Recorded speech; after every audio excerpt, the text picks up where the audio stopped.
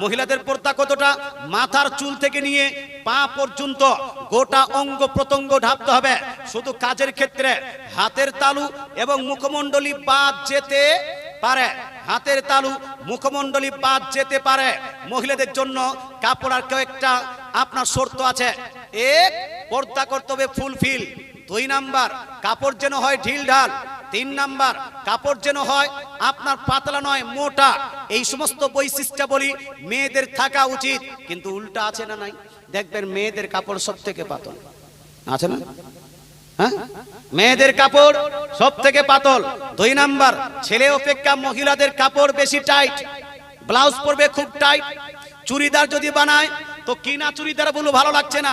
কই কি বলছে বুনিয়াদপুরে গিয়ে, সব মহিলাদেরকে বলছি না, বুনিয়াদপুরে গিয়ে অনেকগুলো মহিলা জেন্টস টেলারের কাছে নিজের নাপ দিয়ে টাইট ফিটিং করে যেন চুড়িদার সিলিয়ে নিয়ে আসে। আছে না?